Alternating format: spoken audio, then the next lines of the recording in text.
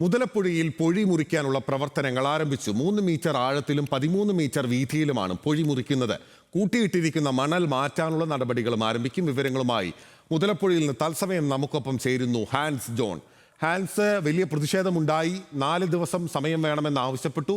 തുടർന്ന് വലിയ വള്ളങ്ങൾക്കുൾപ്പെടെ കടന്നു പോകാനാവുന്ന വിധത്തിൽ പൊഴി മുറിക്കുകയാണിപ്പോൾ. ഇന്ന് ശാന്തമല്ലേ എല്ലാം?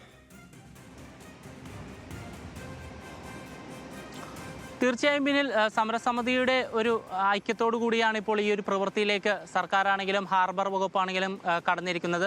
ഇപ്പോൾ നമുക്ക് ദൃശ്യങ്ങളിൽ കാണാൻ കഴിയും ഈ മത്സ്യത്തൊഴിലാളികളെ സംബന്ധിച്ചിടത്തോളം എത്രയധികം അനിവാര്യമാണ് ഈ പൊഴിമുറിക്കുക അല്ലെങ്കിൽ മണൽത്തിട്ട മാറ്റുക എന്നുള്ളത്. കാരണം മണിക്കൂറുകളായി ഈ ദൃശ്യങ്ങളിൽ കാണുന്ന ബോട്ട് ഈ കായലിൽ നിന്നും കടലിലേക്ക് കൊണ്ടുപോകാനുള്ള ശ്രമത്തിലാണ്. ഏകദേശം 9 മണിയോടെ അവർ സ്റ്റാർട്ട് ചെയ്തതാണ്. പക്ഷേ ഇതുവരെ പകുതി എത്തിക്കാനല്ലാതെ കടലിലേക്ക് കൊണ്ടുചെത്തിക്കാൻ ഇവർക്ക് ഇതുവരെ കഴിഞ്ഞിട്ടില്ല. എന്തായാലും സർക്കാർ പറഞ്ഞതുപോലെ തന്നെ ഇന്നിപ്പോൾ രാവിലെ പൊഴിമുറിക്കാനുള്ള നടപടികൾ ആരംഭിച്ചിട്ടുണ്ട്.